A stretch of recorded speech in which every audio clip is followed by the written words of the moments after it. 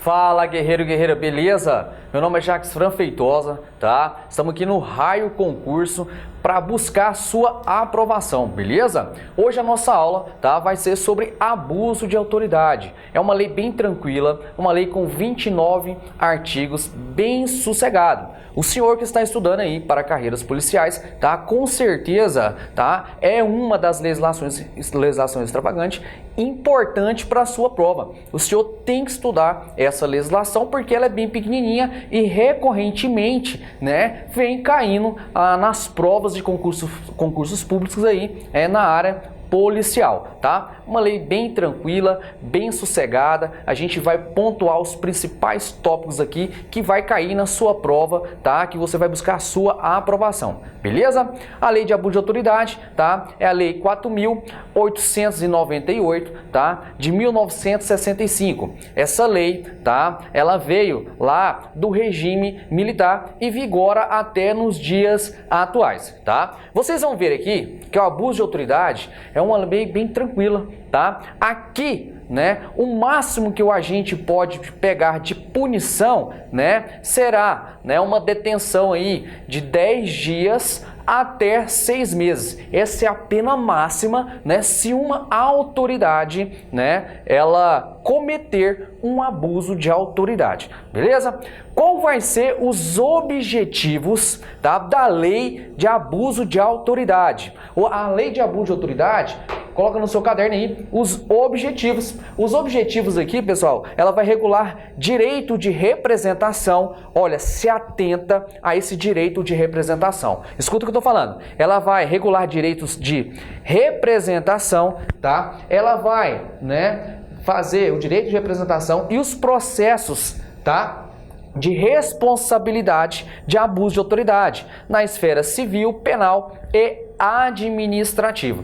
Tranquilo? Esse direito de representação, posteriormente a gente vai ver, né, o que é esse direito de representação, né? Ela vai buscar todas as condutas, tá, que vai ficar caracterizado o abuso de autoridade. Olha o bizu top que eu vou passar para os senhores. Abuso de autoridade, pessoal, você vai lá no artigo 5º da Constituição Federal. Se o senhor, espero que não, mas se uma autoridade, né, ela for lá restringir, né, ela vedar, né, qualquer direito, né, do cidadão, ele está cometendo um abuso de autoridade. Então fica atento aí à inviolabilidade do domicílio. Quando que a autoridade pode entrar lá? Ela pode entrar se tiver em flagrante, em caso, né, de desastre ou por ordem judicial, ou prestar socorro lá para a pessoa que está dentro dessa residência, beleza? Se ele não entrar em uma dessas hipóteses dentro dessa residência, ele vai incorrer em um crime de abuso de autoridade, beleza? A lei 4.898 de 1965, beleza? Então esses são os objetivos. Ele vai regular, né, o processo aqui, né, os direitos de representação no caso de abuso de autoridade. Tranquilo? Tópico 2. Qual que é o sujeito ativo do crime de abuso de autoridade? Toda autoridade pública ou todo agente público, beleza? Olha aqui no nosso quadro aqui, né, o primeiro, agente público, tá? Esse agente público vai estar escrito lá no artigo 327 do Código Penal, beleza? É qualquer pessoa que exerça função, tá, ou cargo público, pode ser remunerada ou sem remuneração, ou ainda temporariamente, né? É o caso dos mesários. Então, se você, como policial militar, policial civil, policial rodoviário federal, né, um agente de endemia da dengue, né, um vereador, um prefeito, um mesário que é temporariamente e sem remuneração, mesmo que a gente sabe que ele recebe um dinheiro lá, mas é para a alimentação dele, ele não recebe um salário e é temporariamente. Então, funcionário público em um sentido amplo. Então, eles vão ser, tá, os agentes aqui, né, ativos, sujeito ativo de abuso de autoridade, beleza? E o particular? O particular, ele pode cometer abuso de autoridade? Sim, presta atenção. Ele pode cometer o abuso de autoridade em concurso com um agente público. Se não estiver com um agente público concorrendo com um agente público, não está caracterizado, tá, o abuso de autoridade. Tranquilo? Caiu uma questão bastante importante, né? Falando sobre, né, dois candidatos, né? Eles fraudaram um concurso público. Um deles estava bastante preparado e o amigo dele, ele não estava preparado para fazer o concurso público. Aí eles combinaram: ó, é o seguinte, você vai fazer sua prova, tá? E aí, quando der determinado horário, você vai pro banheiro, aí a gente troca de local e eu vou fazer a prova para você, beleza? E assim foi feito, né? Deu certo horário, eles fizeram essa fraude, né? E aí, 2, 3 anos depois, eles já tinham sido empossados, os dois tinham sido aprovados no concurso mediante fraude.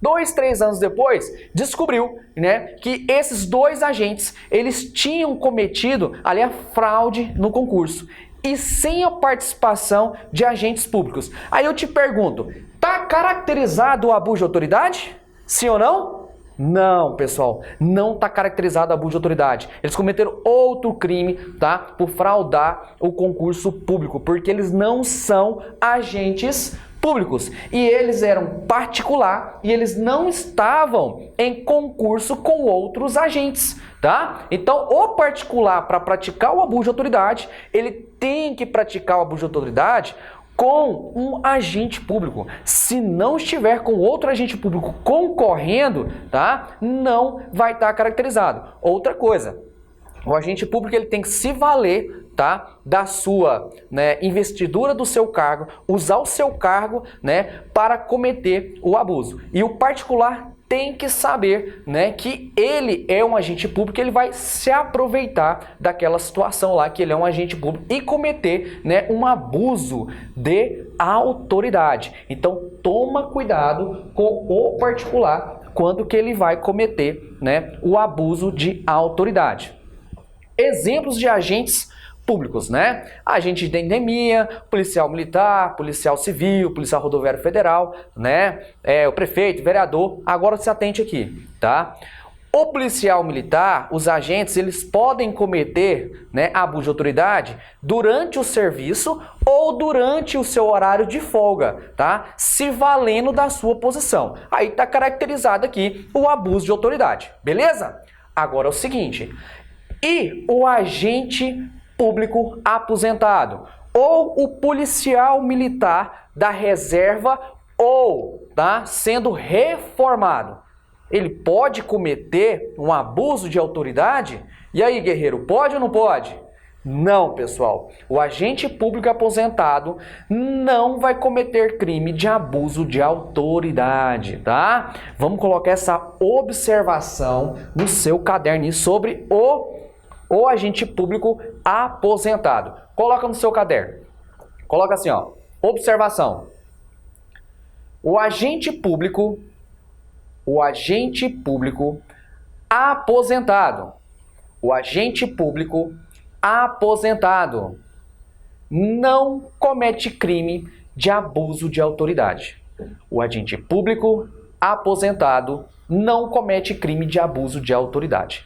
Ponto. Beleza? Fique atento, coloque uma estrelinha que pode estar caindo na sua prova a questão do agente aposentado. Beleza? Então, sujeito ativo, pessoal, vai ser somente o agente público. Ele está elencado lá no artigo 327 do Código Penal, tá? Ou o particular. Só que esse particular ele tem que se valer, né? Ou em concurso com o agente público. Sozinho, ele não pode praticar o abuso de autoridade. Beleza?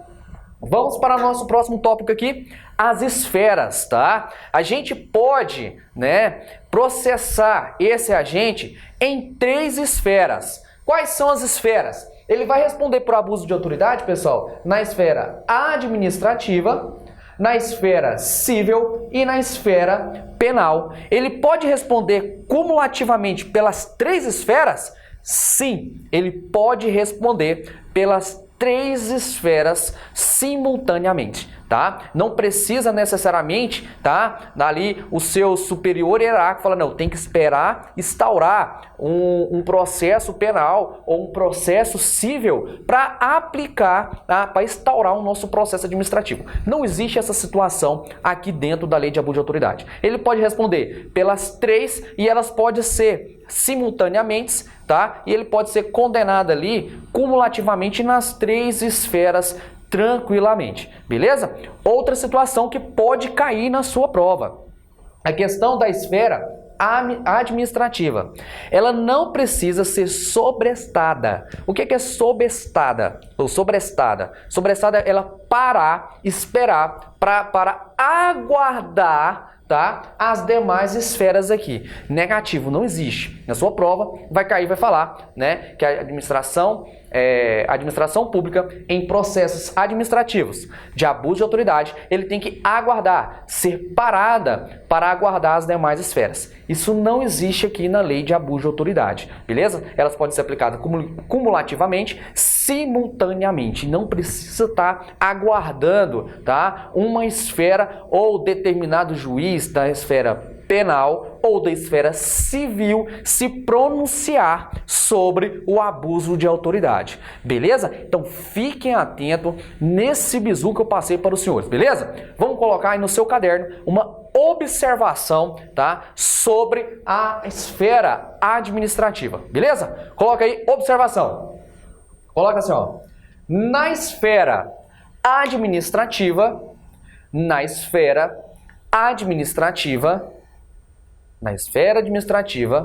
não precisa esperar ou ser parada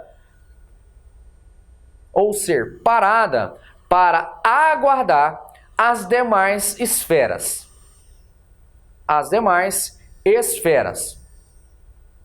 Vírgula. Sendo que a esfera administrativa, civil e penal, a esfera administrativa, civil e penal podem ser aplicadas cumulativamente e simultaneamente. Ponto. Beleza? Tranquilo? Então a gente finalizou a parte aqui, ó, das esferas, né, que podem ser aplicadas sobre o crime, né, de abuso de autoridade. Tranquilo? Vamos para o próximo tópico aqui, tá? Sobre o direito de representação. Você lembra que eu falei sobre o direito de representação aqui, ó? Direito de representação nos objetivos. O que é esse direito de representação, pessoal? Esse direito de representação, né, a gente tem que ter uma interpretação sobre, né, o que o legislador quis dizer com essa representação, beleza? Tá lá no artigo 1º da Lei de Abuso de Autoridade. Essa representação, pessoal, ela é por meio de petição. O que é esse meio de petição? Essa representação não é necessariamente que precisa da representação da vítima para se instaurar um dos processos aqui da Lei de Abuso de Autoridade. Não precisa, tá, que a vítima faça essa representação. Essa representação que ele quis dizer, ele quis falar que é por meio de petição. E aí olha o bizu. Os crimes da Lei de Abuso de Autoridade, pessoal, vão ser aqui de ação penal pública incondicionada, não precisa de representação da vítima. Toma muito cuidado nessa parte aqui sobre a representação. Está sendo recorrente, né, cair essa parte da representação, né? Quando o concurseiro já olha lá, representação, opa, representação precisa, né, da representação da vítima. Então a ação aqui vai ser condicionada à representação. Falso. Essa representação aqui é por meio, como que ela vai ser instaurada? Por meio de petição. Então a ação ela vai ser pública incondicionada. Beleza? Tranquilo? Olha um outro bizu top aqui. A partir do momento, né, que se instaurar o inquérito policial sobre a investigação, inquérito policial não, né, o termo circunstanciado de ocorrência sobre o abuso de autoridade, que a gente vai falar posteriormente, instaurou, o delegado ele vai encaminhar para quem? Para o juiz, sempre encaminhar para o juiz competente. Posteriormente, ele encaminhou para o juiz vai encaminhar para o Ministério Público. Aí o Ministério Público, pessoal, lá no Código de Processo Penal, ele vai falar que o Ministério Público ele tem um prazo de 5 dias para oferecer a denúncia ou solicitar o arquivamento ali desse processo, beleza? Só que toma cuidado, na lei, tá? Na lei 4.898 do abuso de autoridade, tá? O Ministério Público ele tem um prazo de 48 horas, tá? Toma cuidado. Aqui, se for crime de abuso de autoridade, o Ministério Público ele tem 48 horas para oferecer a denúncia, beleza? Vamos colocar no seu caderno aí uma observação. Coloca uma observação. Coloca assim, ó. O Ministério Público, nos casos de abuso de autoridade, o Ministério Público, nos casos de abuso de autoridade, terá um prazo de 48 horas, para oferecer a denúncia. Terá um prazo de 48 horas para oferecer a denúncia. Beleza? Tranquilo?